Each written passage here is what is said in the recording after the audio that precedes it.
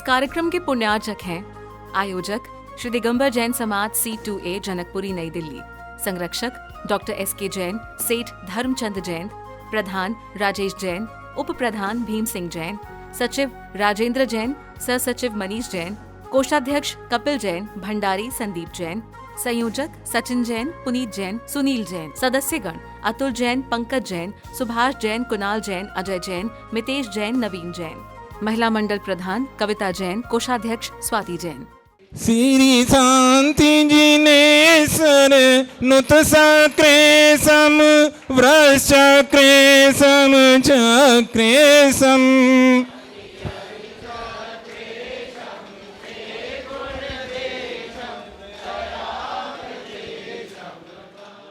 ओम ह्रीं श्री शांतिनाथ जिनेन्द्राय अनर्घ पद प्राप्तैर्घम निर्पामीति स्वाहा। ओम ह्रीं श्री मुनिसुरतनाथ जिनेन्द्राय अनर्घ पद प्राप्तैर्घम निर्पामीति स्वाहा।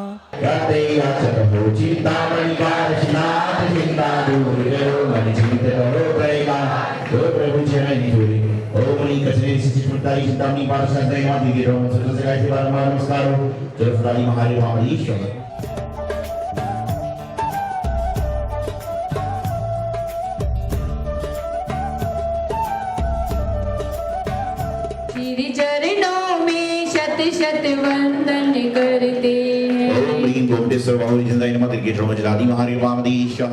त्रिभुवन माने पूजमयी। ओम ह्रीं श्री जिन कौतुक सरस्वती देवी अर्घम निर्पामीति स्वाहा। ओम ह्रीं श्री परम पूज्य बालोगे आचार्य श्रेष्ठ सौभाग्य सागर जी गुरुदेव साक्षात विराजमान, जिनके पावन चरणों में मन से वचन से काय से बड़ी भक्ति भाव पूर्वक जला दिया नर्पामिति।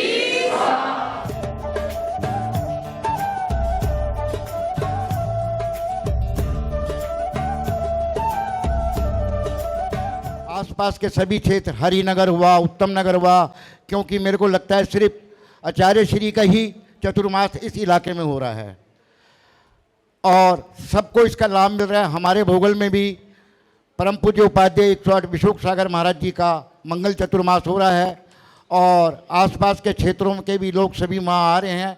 ओम ह्रीं परम पूज्य बालोगे आचार्य श्री 108 सौभाग्य सागर जी गुरुदेव साक्षात विराजमान, जिनके पावन चरणों में मन से वचन से काय से जला दी अर्घम नरपामिति स्वाहा।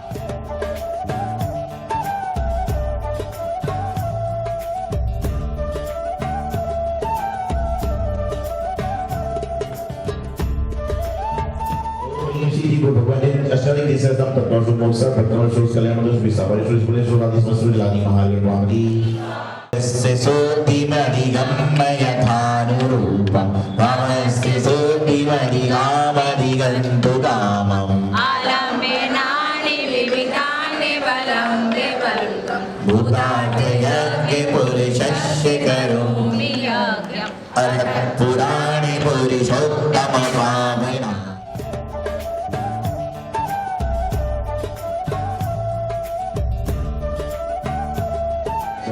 स्वयं सस्यवनं चरुणावसघ्राण विलोक्यानि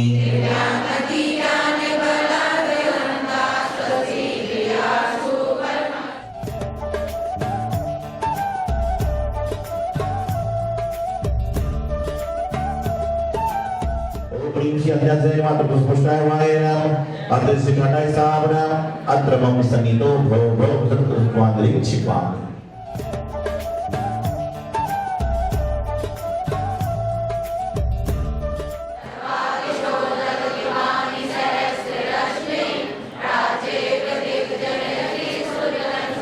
ओम नमो आकाश जमीन नमो ओम नमो सुबीरे जम्बे जम्बे मोहि मोहि इस समय और अनुपूर्णा।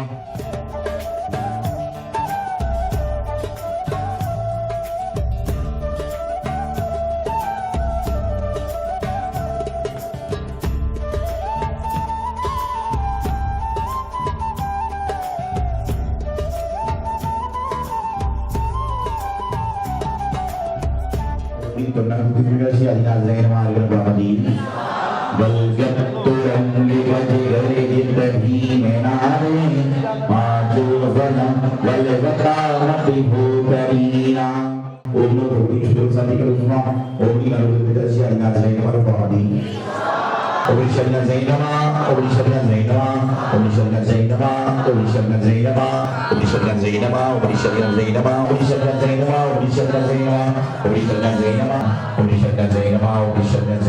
महानुभाव, संसार में कुछ जगह ऐसी होती हैं जहाँ पर जाने के बाद इंसान का समय सुधर जाता है, जीवन सुधर जाता है और उसका आने वाला भविष्य अपने आप में बहुत अच्छा हो जाया करता है।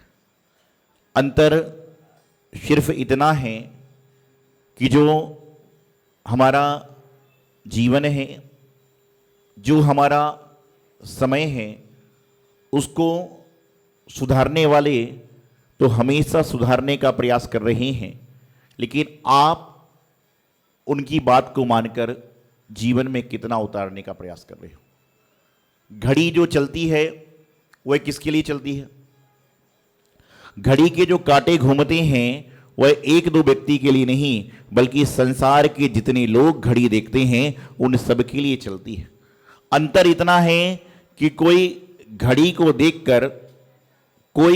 देखकर अपने जीवन की घड़ी सही कर लेता है और कोई घड़ी को देखते देखते ही अपना जीवन समाप्त कर देता है। घड़ी साज की दुकान पर बहुत सारी घड़ी हैं। जो घड़ी की दुकान होती है उस दुकान पर बहुत सारी घड़ियां हुआ करती हैं, लेकिन उससे कोई सरोकार नहीं है, क्योंकि उसका लक्ष्य क्या है कि मेरी दुकान खुलेगी, ग्राहक आएगा और मैं घड़ी को बेच दूंगा। लेकिन उसकी दुकान से जो घड़ी लेकर जाता है वह घड़ी देखकर अपना जीवन और आनंदमय बनाने का प्रयास करता है।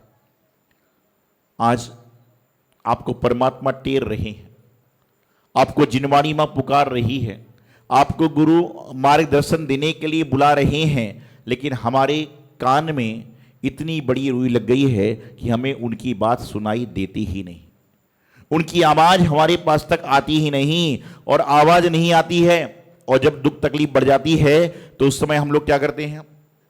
उस समय परेशान होते हैं और तंग आते हैं कि ऐसा हुआ, वैसा हुआ, कैसा हुआ। आप ध्यान रखना, परमात्मा प्रतिपल अपने अपने भक्तों को, गुरु प्रतिपल अपने शिष्यों को, जिनवाणी मां अपने अनुयायियों को प्रतिपल टेर रही है, प्रतिपल बुला रही है, प्रतिपल आपको बुलाकर आनंदित करने का प्रयास कर रही है। लेकिन अंतर इतना है कि हम उनकी बात को, उनकी वाणी को अपने जीवन में कितना उतारने का प्रयास कर रहे हैं। एक बार एक व्यक्ति की यमराज से मुलाकात हो गई। यमराज समझते हो? किस किसने देखा है? और जिसने देखा होता तो यहां होता ही नहीं, है ना?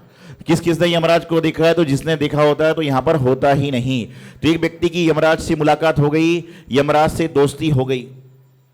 तो यमराज से उसने कहा कि तुम मेरी दोस्ती का फर्ज निभाना। आज क्या है वैसे? आज भी कुछ दोस्ती का कार्यक्रम है ना सारा? आइए, हाँ, तो आज वो भी चल रहा है। तो क्या कहा कि जो है अपनी दोस्ती का फर्ज निभाना। बोले मैं तो यमराज हूं, मैं कैसे निभाऊंगा? बोले आप अपनी दोस्ती का फर्ज ऐसे निभाना कि जब तुम मुझे ऊपर ले जाने वाले हो तो उसके पहले मुझे मैसेज दे देना, समाचार दे देना। यमराज ने कहा ठीक है। और 5-7 साल बाद यमराज उसको लेने के लिए आ गए कि चलो तुम्हारा समय पूरा हो गया। तो भक्त कहता है कि मैंने सुना था कि मनुष्य लोक में धोखा है, लेकिन क्या यमराज भी धोखा देते हैं? बोले कैसे? बोले मैंने आपसे कहा था कि जब भी आप आओ तो मुझे पहले समाचार देना। मेरे मोबाइल में आपका एक भी मैसेज नहीं है, मेरे घर पे आपकी एक भी चिट्ठी नहीं आई, मेरे घर पे आपका एक भी पत्र नहीं आया, ना तार आया, ना मेल आया, कुछ भी नहीं आया, व्हाट्सएप नहीं आया, फेसबुक नहीं है, ट्वीट पता नहीं आप क्या क्या जानते हैं, सारी चीजें कुछ भी नहीं आई। तो यमराज बोले मैंने तुम्हें एक नहीं, दो नहीं, अनेक मैसेज किए तो भी तुम्हारी चेतना जागृत नहीं। बोले कैसे? बोले सबसे पहले मैंने तुम्हारे हाथ में कंपन पैदा कर दी, सबसे पहले मैंने तुम्हारे हाथ में कंपन पैदा कर दी तो तुमने क्या किया? हाथ में छड़ी लेकर चलने लगे। मैंने तुम्हारे दांत गिराना चालू कर दिए तो तुमने क्या किया? नकली बत्ती सी लगा दी। तो बोले 2 में क्या होता है? बोले 3 बार तो पूरी दुनिया करती है ना।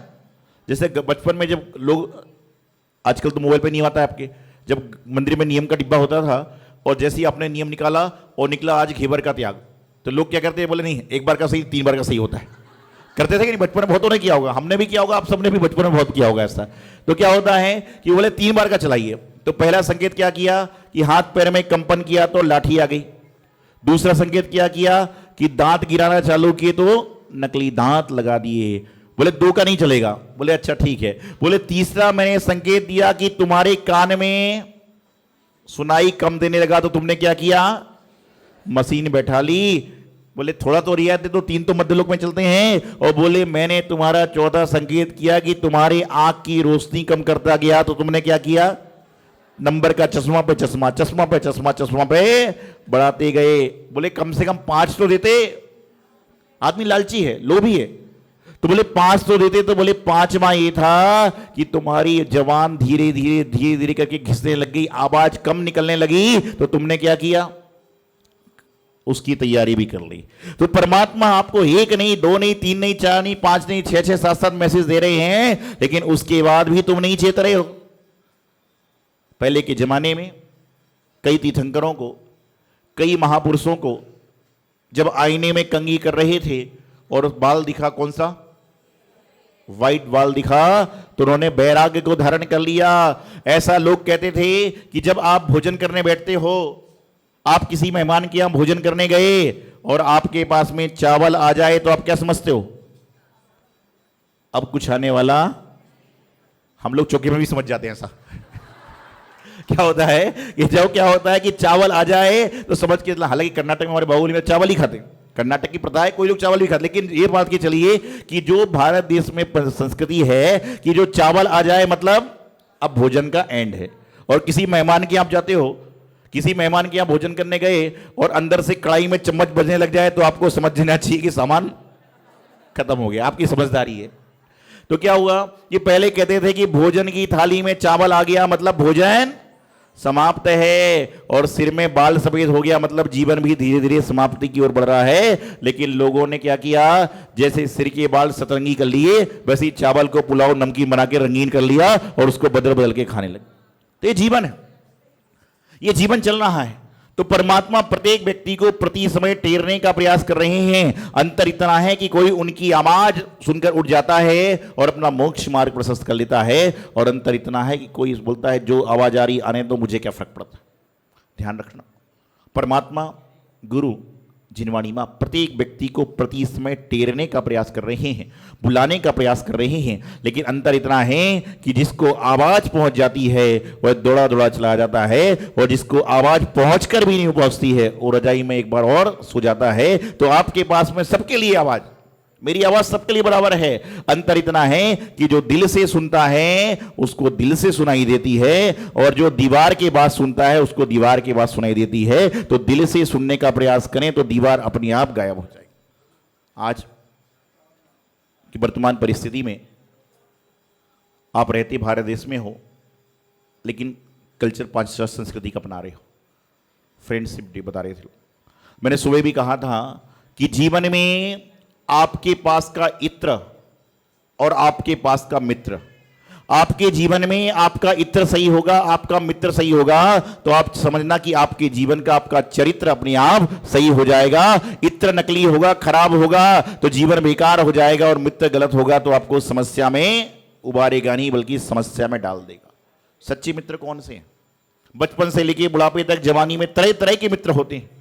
बचपन में स्कूल वाला, कॉलेज में कॉलेज वाले, सर्विस में सर्विस वाले, जवानी में मंदिर वाले, और बुढ़ापे में पार्क वाले। होता है कि नहीं? सबके अलग अलग मित्र होते हैं। पढ़ाई का अलग है, इसका अलग है, इसका अलग है। और बुढ़ापे में क्या है, बोले पार्क के मित्र बन गए, पार्क की वो चल रहा है, वो चल रहा है। ये क्या है? ये मित्र तो आपके समय के अनुसार बदलते रहते हैं। लेकिन जो व्यक्ति देव शास्त्र गुरु भी मित्र से मित्रता कर लेता है उसके जीवन में कभी भी मित्र नहीं बदलते, बल्कि वह आपके जीवन में आपके चरित्र को बदल देंगे, आपके जीवन के इत्र को बदल देंगे, और आपका इत्र चरित्र ठीक हो जाएगा तो निश्चित रूप से आपका जीवन सही हो जाएगा। एक बार संगति तो करके देखिए। लेकिन इसका मतलब नहीं तुम बेल्ट लेके बांधना चालू कर दो। बात यहां पर यह है कि यदि हम जब देवशास्त्र गुरु रूप से मित्रता करने जाते हैं, क्योंकि देवशास्त्र गुरु क्या है, मित्र भी हैं, पिता भी है, माता, सब कुछ हैं, लेकिन अंतर इतना है कि हम उन्हें किस तरह से पुकार रहे हैं और उनकी पुकार को हम किस तरह से सुन रहे हैं। मैं हमेशा एक बात कहता हूं कि जिस दिन आप भगवान के दर्शन करने मंदिर में नहीं पहुंच पाए तो रात को अफसोस करना कि हे भगवान, मेरा कौन सा ऐसा पाप कर्म का उदय है जो आपने मुझे इस लायक भी नहीं समझा कि मैं आपके सामने खड़ा हो सकूं। यह आपका बहुत बड़ा पाप कर्म। मैं अक्सर लोगों से कहता हूं कि मंदिर के बाहर जब आप चल रहे हो और उस समय आपके पास से 108 नंबर की गाड़ी चल रही है, कौन सी होती है? एम्बुलेंस। 108 नंबर की गाड़ी निकल रही है तो वहीं पर एक 9 बार नमोकार मंत्र का उच्चारण करना कि जो इसमें मरीज जा रहा है भगवान की कृपा से वह स्वस्थ हो जाए। यदि आपके अंदर ऐसी भावना आती है तो आपके अंदर कहीं ना कहीं मानवता विद्यमान है। और यदि आप इंतजार करते हो कि एम्बुलेंस कब निकले और मेरी गाड़ी निकले, तो समझ के लेना कि मानवता नहीं, कहीं ना कहीं आप में दानवता के गुण आने लग गए। अपने जीवन को व्यवस्थित करने का प्रयास करें, अपने जीवन को सुव्यवस्थित करने का प्रयास करें। आप अपने तन को तो तरह तरह से श्रृंगारित कर रहे हो, लेकिन आप अपने मन को कितना श्रृंगारित करते हो, यह सबसे बड़ा महत्वपूर्ण बात होती है। तन को श्रृंगार करने में सारी दुनिया लगी है, लेकिन जो मन को श्रृंगारित करता है वही इस दुनिया में क्या करता है, मानव से महामानव और महात्मा से परमात्मा भी बन सकता है अपने मन को श्रृंगारित करने की बात।